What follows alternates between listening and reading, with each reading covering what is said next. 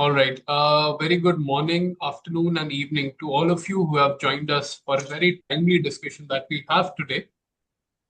This is a joint collaboration between CIRC and CUTS Global Affairs. Broadly speaking, CUTS is a 42-year-old public policy research and advocacy group based out of various continents and areas. And today we have a very topical subject that is decoding the global power play in artificial intelligence regulation. We are privileged and happy to have with us a line of experts on this subject, starting with our moderator and chair, Mr. Subimal Bhattacharjee, who is an independent tech policy analyst, former country head of General Dynamics, and senior consultant on cybersecurity, defense, and high-end technology. So thank you for joining. Then we have Ms. Trisha, Associate Director and Resident Fellow at the Atlantic Council. She is joining us from the US. Would be going deep in the US related AI global governance. Then we have welcome. And then we have Dr. Kristy Su, Director, Taiwan ASEAN Association of Southeast Asian Nation Studies Center, joining us from Taiwan. And as most of us, we know that in terms of AI, in terms of semiconductors, Taiwan has been taking lead, and in terms of global governance, has been setting out some rules and regulations.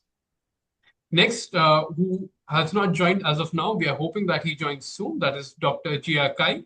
He is Associate Professor, School of International Public Affairs, Shanghai, Jiao Tong University from China. Again, another emerging country from Global South, or I would say, an emerging nation on AI and global governance. Next, we have Dr. Aruna Sharma, who's also a distinguished fellow at CUTS International, and she has been formerly Secretary, Ministry of Electronics and IT, and also worked as Secretary Steel in Government of India. Welcome, ma'am. And lastly, but not the least, we have Mr. Abhivardhan. He's President, Indian Society of Artificial Intelligence and Law, who has joined us to give us more of Indian private industry perspective. I don't want to take much of your further time, else I'll be thrown out by the AI from this webinar. So next, I hand over the reins to a young researcher from CIRC New Delhi, that is Bhavika Khattar, to take on from here. Thank you very much, and look forward to the policy discussion from here on. Thank you. Thank you, Puru sir. So I would give a brief about the theme that we are presenting today, decoding the global power play in AI regulation, and I would request my colleague Ghazal to start on the presentation. AI has moved from being an innovation tool to a strategic level of power in today's world, shaping technology, trade, and data governance, driving global competition. When we talk about AI regulation, a bouquet of existing laws join it, where we understand that competing governance model of AI reflect value choices and shifts in global power dynamics. When we talk about global power shifts, it is significant to understand what is happening around the world in the AI regulation ecosystem. The point here to note in this slide is also about what type of regime are we talking about, such as the ones highlighted in the blue represent the democratic regime that follows the ethics of privacy, fairness, and accountability, and the yellow one represent the authoritarian regime that follows control and surveillance. This puts the question before us of whether there should be a global ethics baseline. Nowadays, AI is also being used as dual technology for both civil and defense mechanisms. However, with this comes the risk such as export controls, where the US had banned selling computer chips to China due to risk concerning misinformation and cyber warfare, which takes us to the debate of whether regulations will successfully protect society or instead accelerate geopolitical divides.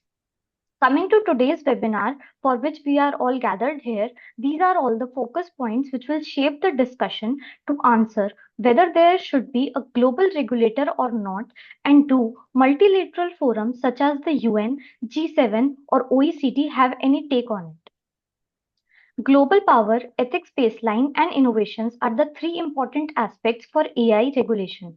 So will cross-border cooperation prevent AI fragmentation while achieving a balance among all these three? And to answer our questions, we are here to hear insights from our expert panel. Now, I would like to invite Mr. Subimal Bhattacharjee, our moderator, for his remarks and to take over the session. Thank you. Thank you, Bhavika. Good afternoon, good evening, good morning to all of you, and maybe good night even.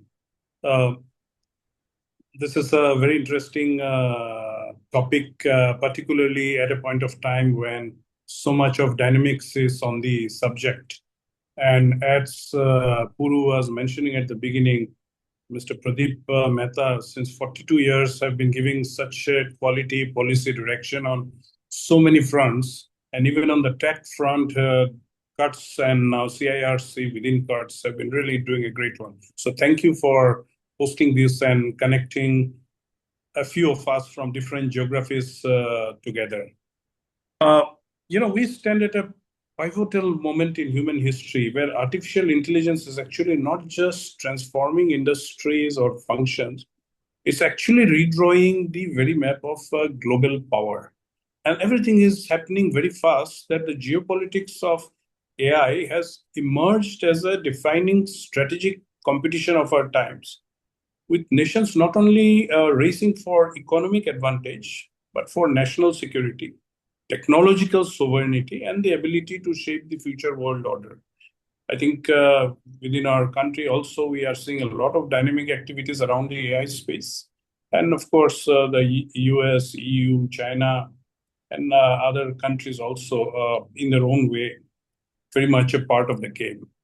So the galaxy of distinguished speakers here who are themselves working in many aspects in this area will make this very, very important. I only have a concern right at the beginning that the time is very short for all of you to be able to make your great remarks out of your work and research. And also we are already 10 minutes off the shelf.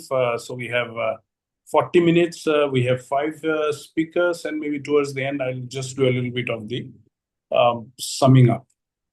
I would like to not go and again mention the bio of anyone, but I just wanted to say that I'm not following any order in the pictures and all. I'll just go from the way the answers are coming and the thoughts are flowing.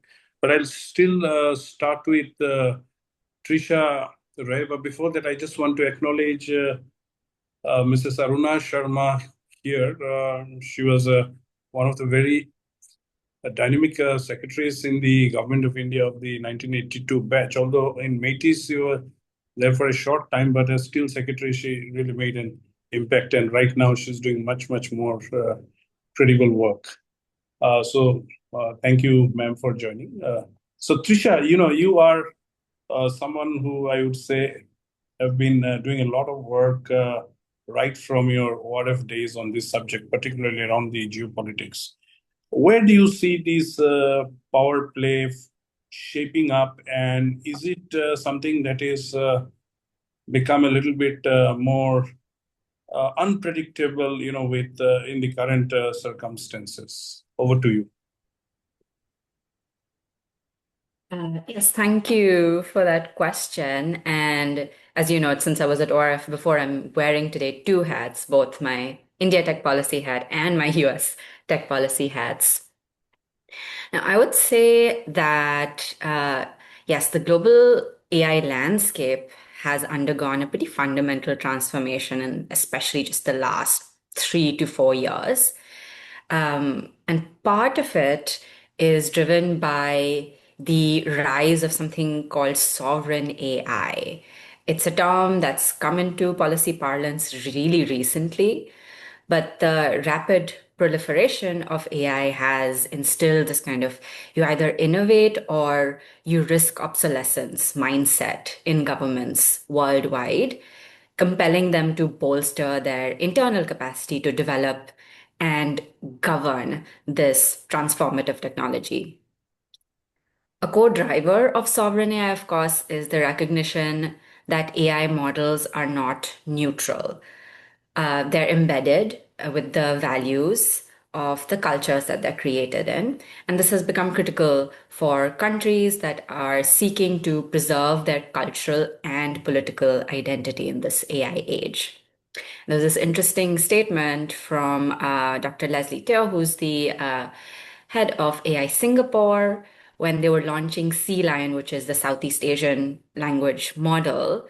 They said that Western large language models often carry a very particular West Coast American bias. And this is a sentiment that is echoed across the globe, which has given rise to all of these regional and national AI initiatives. Of course, India has invested into a national supercomputer, a national LLM. There are also semi-private companies like Sarvam AI that are building APIs for that sovereign AI stack. And so the key takeaway from this portion of my comments is that sovereign AI is not just about data centers, data, and infrastructure. It is an effort to ensure that a nation's digital future aligns with its cultural, ideological, and political values.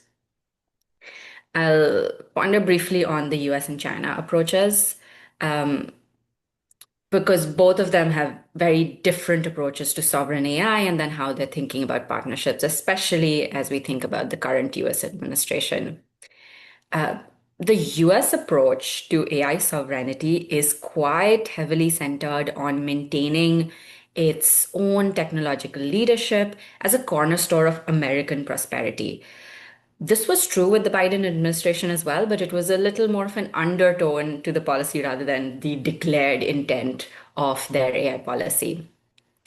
The White House's AI Action Plan, which was released earlier this year, does appear to have a more dominance-based focus on international partnerships, focused on outcompeting rivals and controlling the flows of technology. Again, they did get rid of the AI diffusion rules, but there's different kinds of restrictions and haves and have-nots coming out of this. I would say this risk from Washington, D.C. underestimates the frankly immense value that the US has historically gotten from its ability to set the global agenda on international governance of technologies and rallying allies and partners towards a common goal. Because the US cannot really win AI based on dominance alone. China also released an action plan quite soon after the US one. I'm sure the timing was intentional as well. And the Chinese AI action plan is setting a completely different tone. It's more networked, it's more narrative driven, and Beijing is positioning itself as a champion of the global south of developing countries, leveraging this narrative of anti-colonialism, which is a playbook it has used with other emerging tech as well. And then it's framing its model for AI governance as more aligned with the development needs of countries. And so it's positioning itself as the right choice for a world that's kind of wary of Western dominance when it comes to emerging technologies. And the strategy is not just rhetorical, it is being institutionalized. There was a proposal earlier this year for a Shanghai-based World AI Cooperation Organization, which would actively shape AI governance through especially the UN Pact for the Future. So China understands that its long-term influence in AI as a technology, but also in governance, comes not just from having the best tech, but from writing the rules to govern its use globally. Yeah, I will conclude that. Looking forward to everybody's comments. Sure, thank you. I think you just took 5 minutes, so it's good. We'll have one more round easily. Do we have Jiao joining already? Or Yes, he's there. hi, Professor. Hi, can you hear me? Yeah. Can you hear me? Yes, thank you. Yeah. Hi. Good Hi, evening. Professor. Can you hear me? Yes, absolutely. Yeah, good Good evening. evening. Good evening. Sounds. So Yeah. So Trisha Ray gave a very nice introductory pitch around the whole current situation around where this whole base is around AI, whether it's the US side or the Chinese side. Now, would you want to continue on the where the China story is going and how it is aligning with or trying to build up its own space based on maybe two parameters in my words. One is, of course, a certain sense of Western deniability of emerging technologies or critical technologies, and two, the mission that you have, in terms of getting into the AI dominance by 2030. So over to you, Professor. Thank you, Professor. So it's a great honor to be here, and very nice to meet one of the professors to discuss the AI issues. And so I want to maybe I first briefly introduce myself. I'm an associate professor in Shanghai Jiao University. So I heard from just now Professor Ray talked about the white and just held in Shanghai this July. So but following that, I want to make maybe following the comments. As for China, for my observation, that maybe after around 2022 or 2023, that global dominance has already been the top priority of the whole agenda of the whole nations. And so you can also see that was the World AI Conference is held in Shanghai last year, 2024. It's the first time to add the theme of global dominance into the theme of the conference. So that is a symbol of the importance or priority of global dominance in the policy agenda, or the priority of the whole of the policy agenda. So this is the first point I want to make.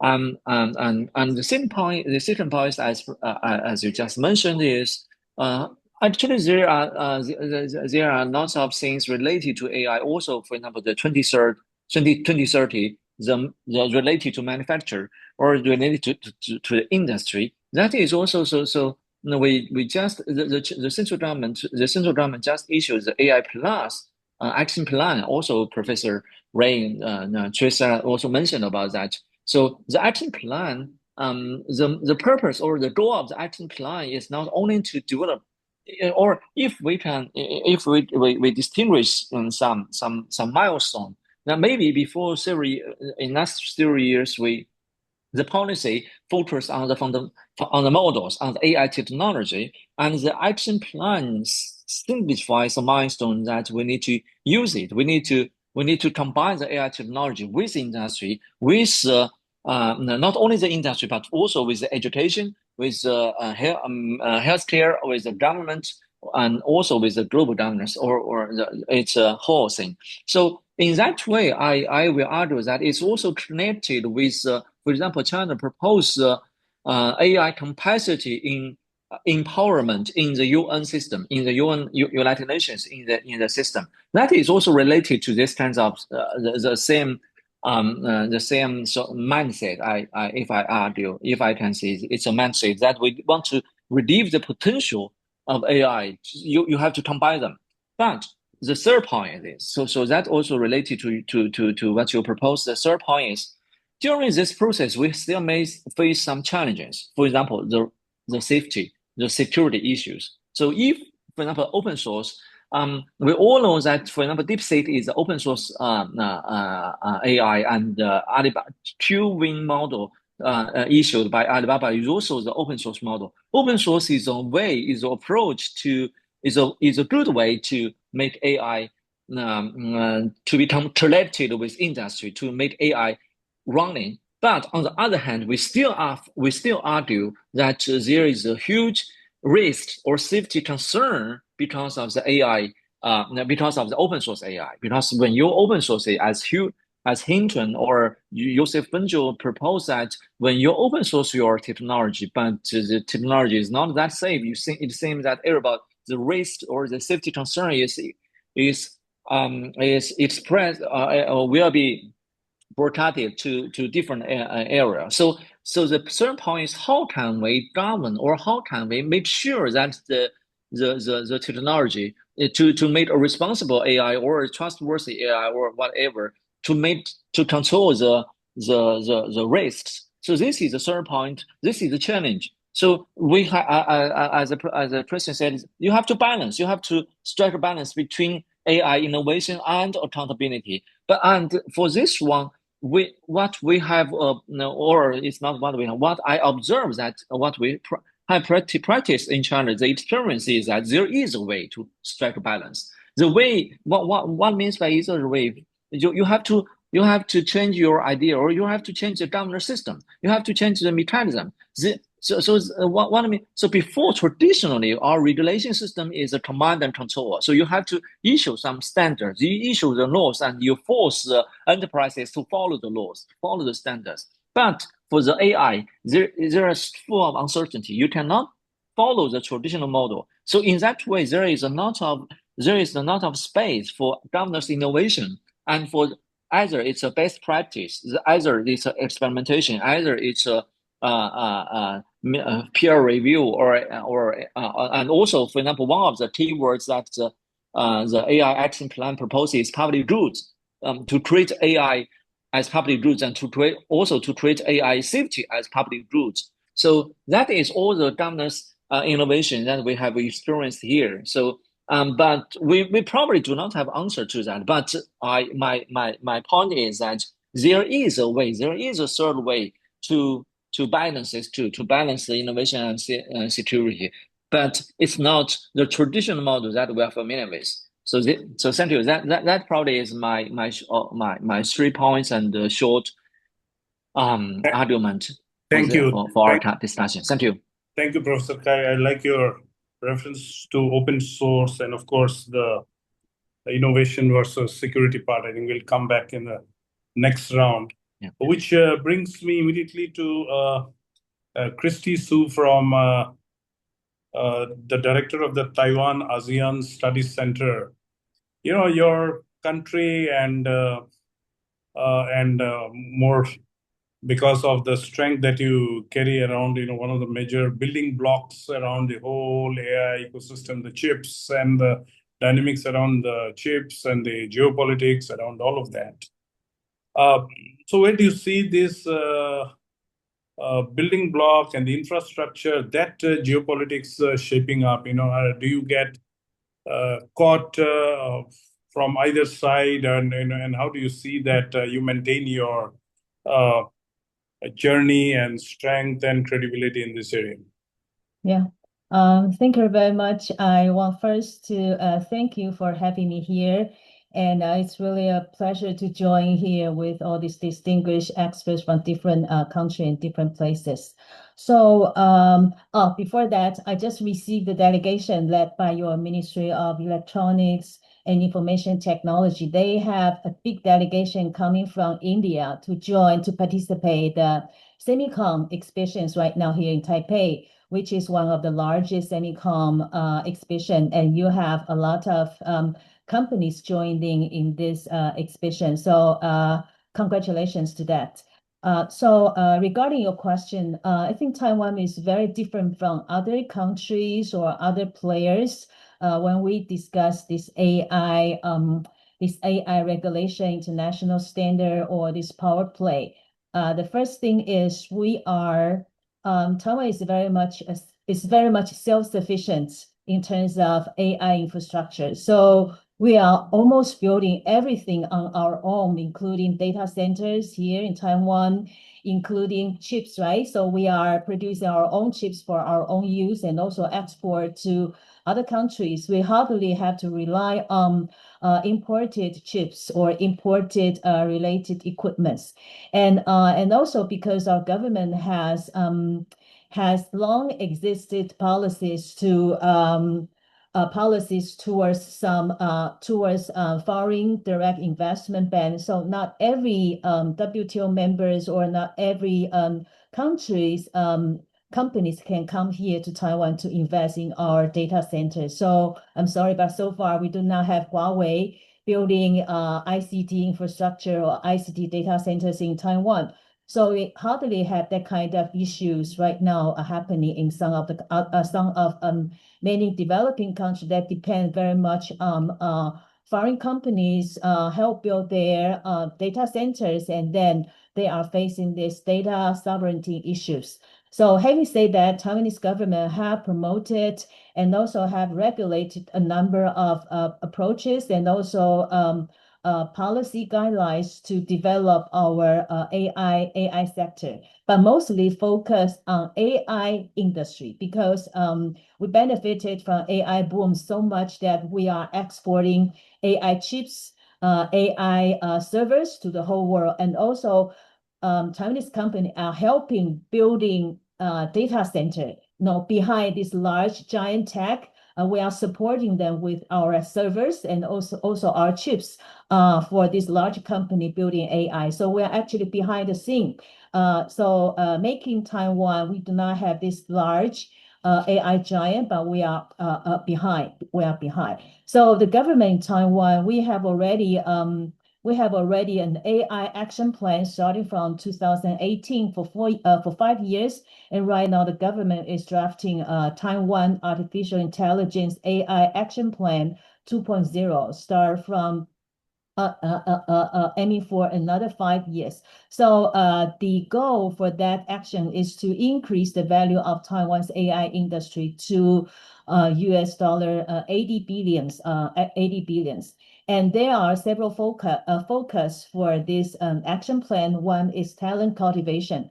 So now we understand how important this talent is to every country that wish to build AI or to build technology, because every country is competing for young talent. So, for example, for the case of Taiwan, we have a lot of Taiwanese company. We have a lot of foreign companies or foreign governments coming here to Taiwan, asking Taiwan to jointly cultivate their talents or try to recruit our experienced engineers. So that shows how important this talent cultivation is. And also the industry development and improve work of environment and also overseas market competitiveness. So this action plan focus on development of the industries, which is very different from your probably other countries' action plan. And also the government right now is drafting Artificial Intelligence Basic Act, and this is much more controversial because it involves a lot of very sensitive and controversial issue. And this act is now being proposed by National Science and Technology Council with a few focus. First is risk classification of AI. So we do understand there are a lot of different risks have to deal with different proper ways. So the act trying to identify different risks and coming and also how the government should respond to this, and also output labeling. So for example, all papers or all reports right now have to label the source or the charts are coming generated by AI, so that people can actually distinguish are these written by authors, by journalists, by artists, or are these generated by AI? So this is about the output labeling, and also information disclosure, accountability mechanism, remedies, insurance, and protection for displaced worker. And because AI, another issue in Taiwan is AI definitely is going to compete job opportunity with our people, and that means we are going to lose a lot of jobs because of this AI. So the government has to address that. And so this is one of this very important basic act. It has been postponed because it covers so many controversial and also sensitive components. So the government need to have more time to come to the consensus among the society for that.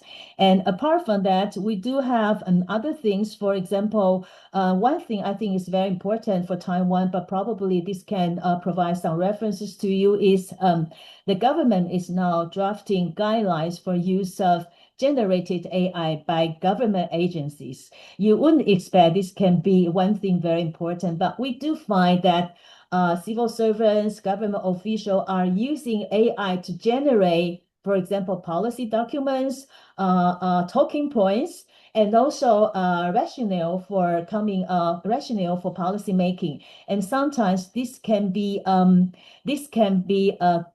cheated or misguided by AI generated information. So the government right now is drafting one of these guidelines so that every level, different level among the government agency have to follow that guideline. So this has become a very important issue.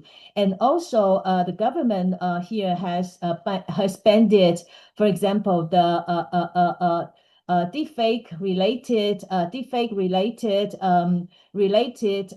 mechanism, etc. Because this has not been a very important issue until a very recent year. We found that AI and AI generated information has been, for example, very important election, the presidential election, etc., etc. So right now, the government is coming with a very detailed guidelines and policies. Of course, this has to collect information and also form consensus. So these are the different approaches that Taiwan has been doing. Thank you very much. Thank you, Ms. Kristy. I'll come back to you. I think my question to you will still get you an answer in the next round that I come to you. And now I come to Dr. Aruna Sharma. Ma'am, 2015 onwards, Digital India as a policy is at play, and there has been so much of incremental changes, to India looking at manufacturing in a big way, getting into the semiconductor bandwagon, getting big time into AI and all these manifestations. So where do you see, ma'am, this whole journey, particularly as a policy support as a strength for India, like the way we went with the DPI at the G20 leadership. Where do we see this whole tech diplomacy and projection of our strength happening in this power play and geopolitics around AI and related tech? Very well said. If you look at the world scenario, the EU went through an act, US went through, executive orders, and you have Taiwan, Japan, as well as China, all three of them who are looking after from the intrinsic value of a framework, providing a framework and then working upon it. So India is taken the best of all when we are moving. But if you look at it, India has got a huge database, whether it is a fintech finance-based database, whether it is individual-based household-wise database, which we have. So within governance, you have lots of databases. And then in the commerce world also, you have lots of databases. And AI in whatever little manner is being used extensively by all these users. So whether it is manufacturing sector, whether it is research wings, whether it is data collecting sectors for the better operations, for better analytics. So all that is in operation. What it needs is a thread so that we use our global talent. And of course, we are going for the hardware part of it for making our own chips. But yes, it is going to take a little time. But our approach to the entire AI is of inclusiveness. We are talking of AI where anybody can pitch in so that you have a common base and common acts, and that inclusiveness is coming out very, very strongly. So we'll have a centralized knowledge hub for AI-related developments that are happening. So our startups, our innovators can easily hook there and see how we are heading at and come up with better management. Because we, like I said before, our huge data is a challenge. It's a very big challenge that we have, but very well handled as of now. And then in priority sectors, that innovations is getting encouraged as we are moving ahead with it. Then, of course, the whole idea is that it should not become like a compliance complexity kind of an approach. We need a very easy kind of a compliance when we are putting regulations. Because just to give you an example, with the AI analytics, the meta or the big techs, when they are using databases emerging from various newspapers or news, audio, visual, print forms or anything. Previously, there is going to be sort of a recognition from where they're picked up. Now, with the AI analytics, it may get mixed up and merged, and that kind of a fairness of a fair play may be questioned, tomorrow when there is a sharing of data. So all this has to be fine-tuned when we are working, and that complexity is something one is looking at it. Then, of course, has to be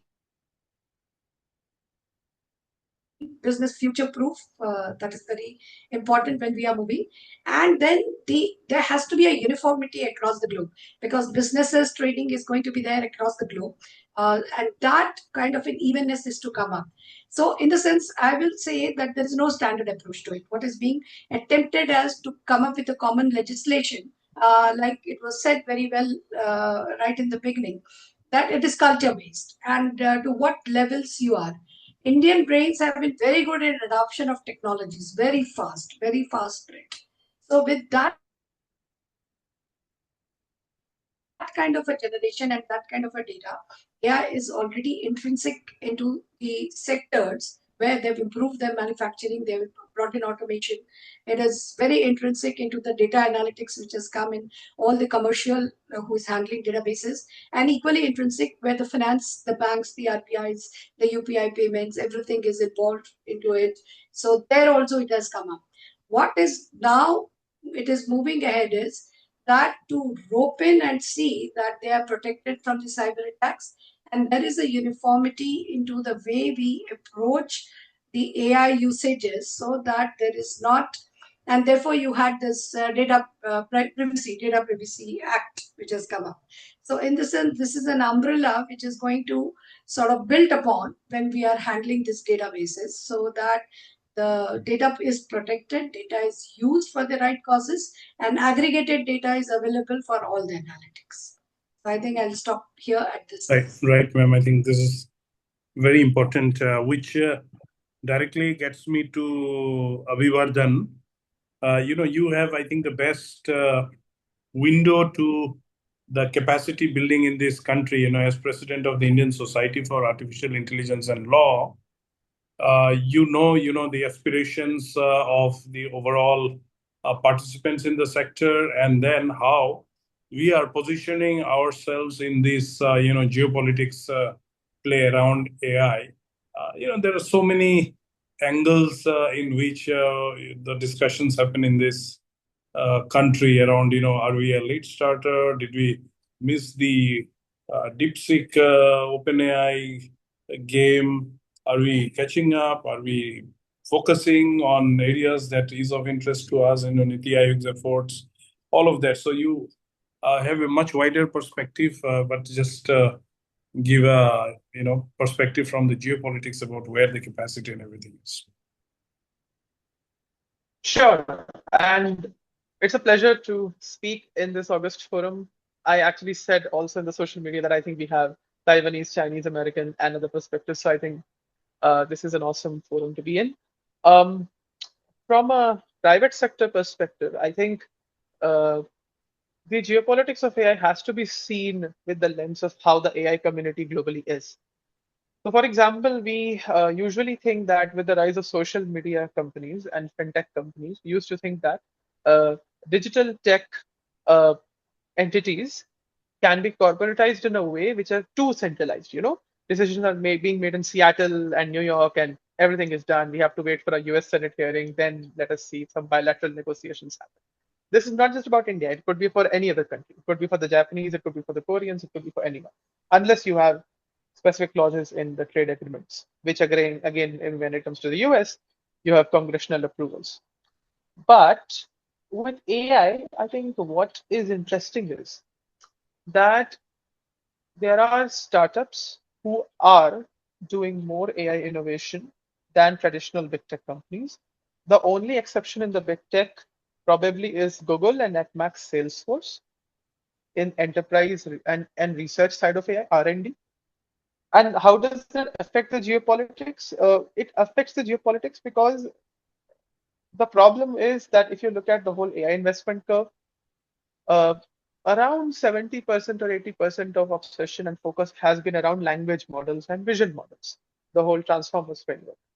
But does it really percolate into value? Well, if we look at from a perspective of data labeling and data extraction, which uh, uh, some speakers really pointed out, yes, that helps investors. Does it have any geoeconomic impact? Because I'm not referring to the semiconductor landscape at all. Yes, for cloud providers like Cloudflare, because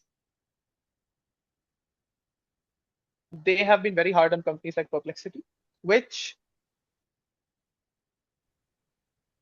create an interesting scenario for this AI community, because AI community totally EPC. Unlike the usual expectations, it's a very decentralized community.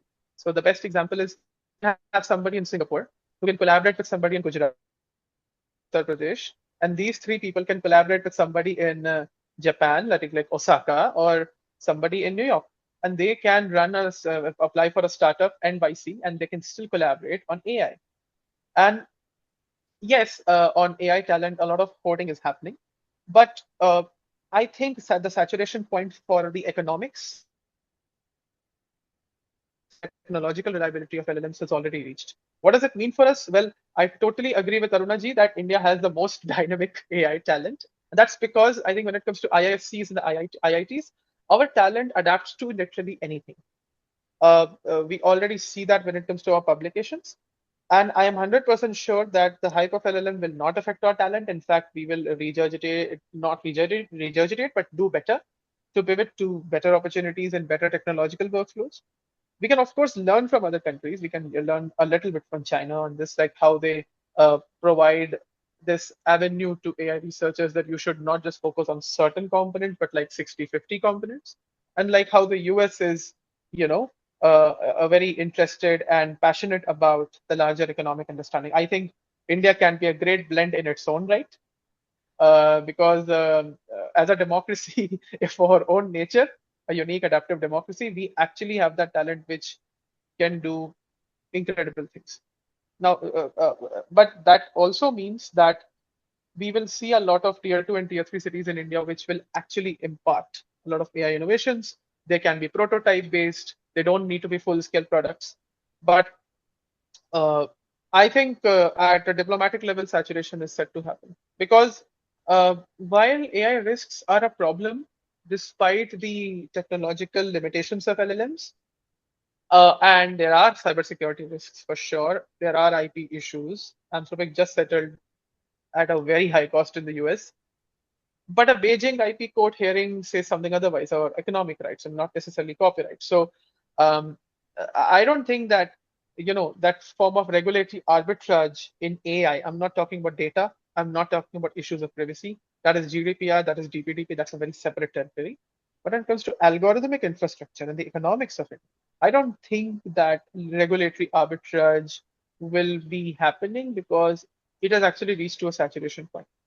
And I think I'll just be very quick by saying is that since the Bletchley Declaration under the Prime Ministership of Rishi Sunak and the lead of Joe Biden, I think around 400 AI policy documents came across the world.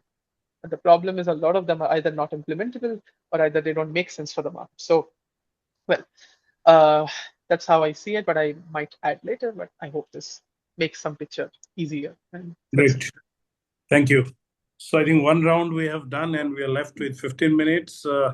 I'll just skip the last few for me, but I wanted to come back to Trisha again and, pick on, mentioned about the sovereign AI part and, all of the efforts that we are seeing around global cooperation. Particularly we have a interesting example before us now, the global mandate post the GG and OEWG as far as cyber is concerned. So do you see around AI somewhere a kind of a consensus or at least a working model also emerges almost on the same line of a global mandate? It's not institutionalized. The need for global governance of AI is recognized in all capitals. The challenge, of course, right now is that it's very fractured. There are a lot of efforts. There's the efforts under the UN Pact for the Future. There's the UNESCO recommendation on AI ethics.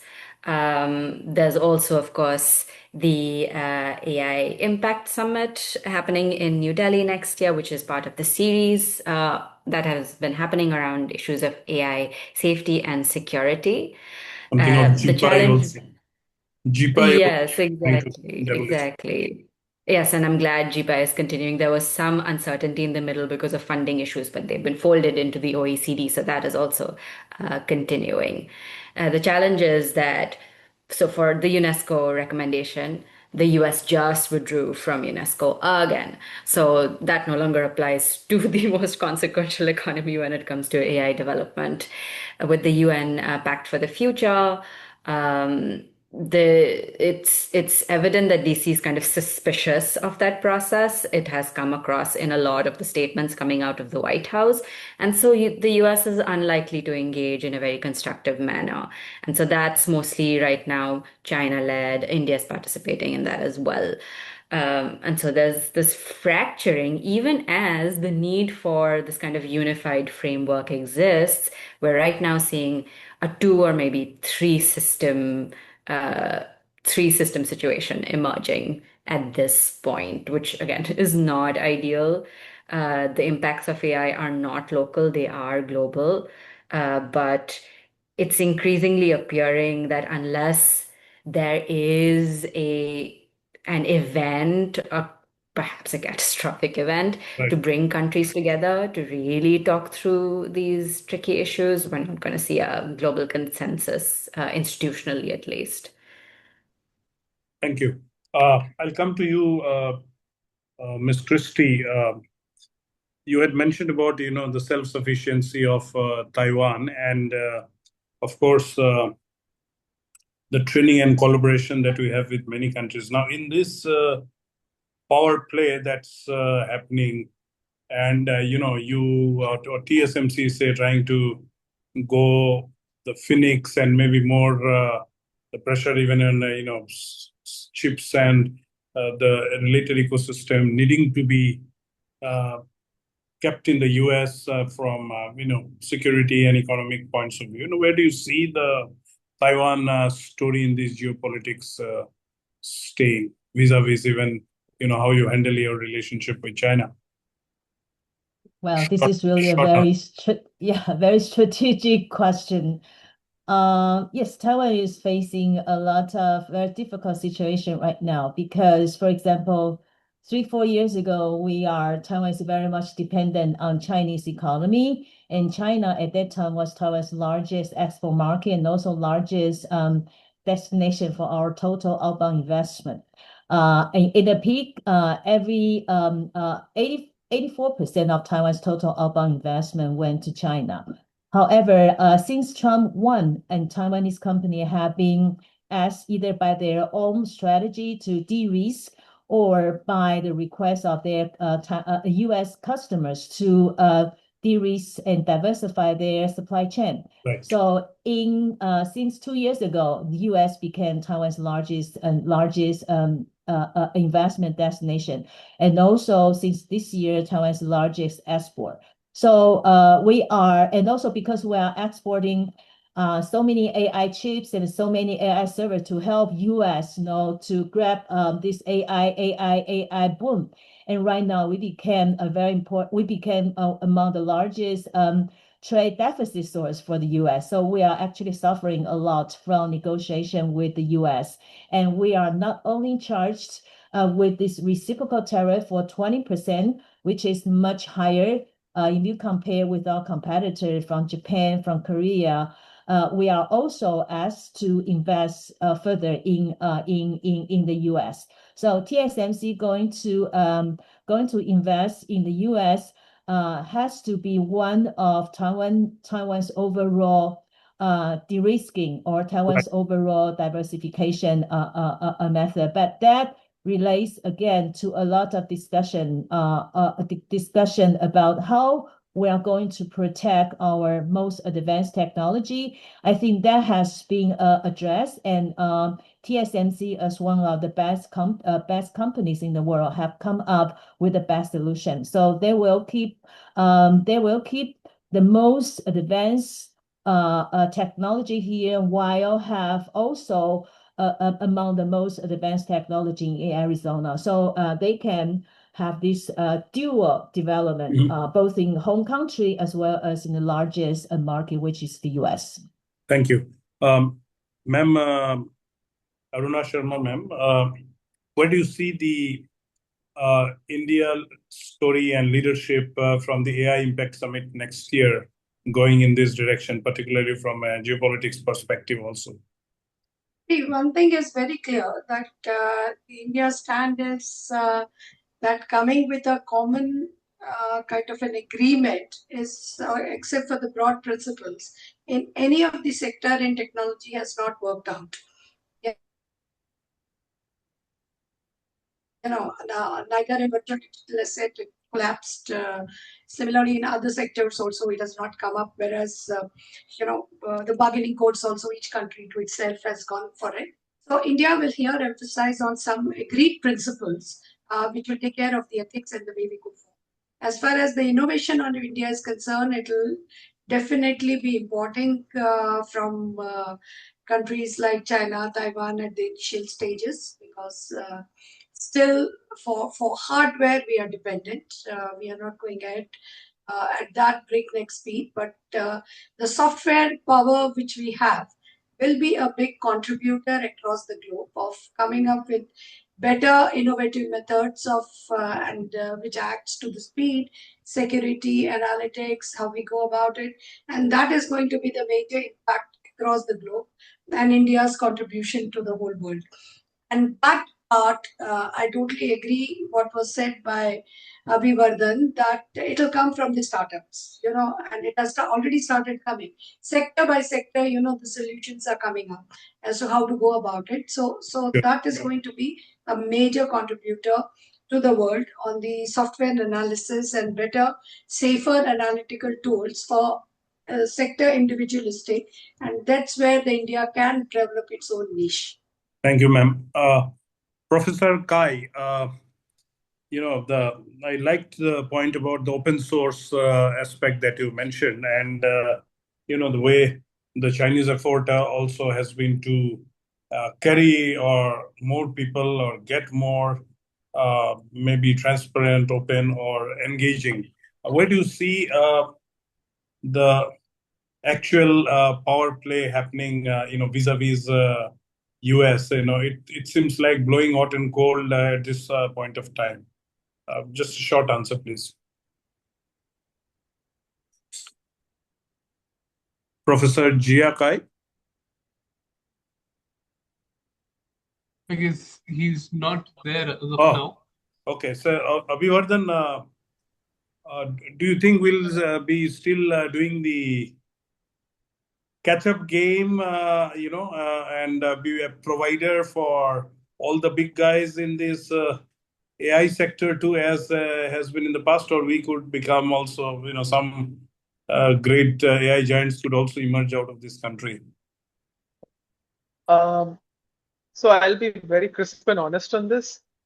Honestly, the LLM technological curve shows that its economic viability is really under question and its technological behavior is not sustainable. So considering that, if we had assumed that yes, LLMs will stay for a very long time as a bigger ecosystem, then yes, we have lost the race. But honestly, first of all, the AI research ecosystem is so big that it can survive even without and beyond LLMs. It may happen that the role of LLMs, because I really engage a lot with people in AI research, and what I understand is that LLMs will stay, but it will not become as significant and big as certain companies had posited. Even Apple had a machine learning department, and they came up with a brilliant paper. So I'd rather trust Apple over the new OpenAI and Anthropic type companies, because Apple's research and even patents are awesome. So I don't think India has necessarily lost the race, but yeah, it needs to usher its talent better and maybe do some JVs with like-minded countries. I Right. don't know.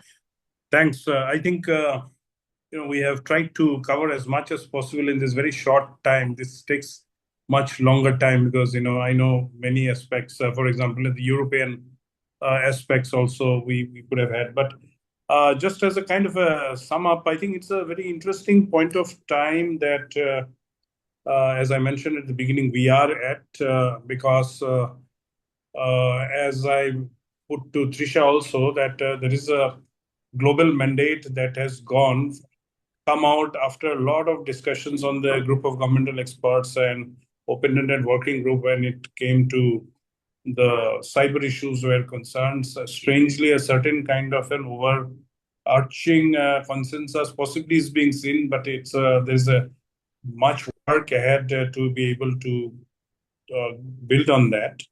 And most nations have taken AI very seriously from a point of view of policy development within the country and engagement. So we'll see much more activities happening in the next few years. The good side definitely is there, we all know, but there is a very dangerous bad side which could or which is actually a force multiplier to whatever we think, particularly when we look at the cyber security angle also. So how are we going to address that? How we are going to handle that? Deep fake was one of the very small, low-hanging fruit that was mentioned, but there are much bigger, larger cyber attacks on critical infrastructure that could actually go far much faster and pronounced if the forward steps in AI is taken into consideration. And then, of course, the pieces of legislation also that was being thought of, the EU's AI Act. I think it's a good first step, and more or less people are going to harmonize around their own survivability, as well as how they can contribute and grow, and as well as be able to keep this medium strong. So I think the legislative part and the engagements at the government level, at the think tank levels, at the academic industry level, that's going to be more pronounced. I think Indian leadership particularly has been brilliant. Particularly, we are going to host next year the Impact Summit, but even this year, Prime Minister himself was the co-chair when France hosted it, and I was aware of the attention and importance that France wanted to give us also when they were hosting. So we have a very important role to play. We have a lot of people in the design ecosystem around semiconductor chips that are in the country. We have a lot of people jumping into this, a lot of the startups and all. We have good minds and skills and talents that can be a part of the thing. And now that once we are taking part in the leadership, at least when I started my first column on cyber, I had written in Indian Express in 2001.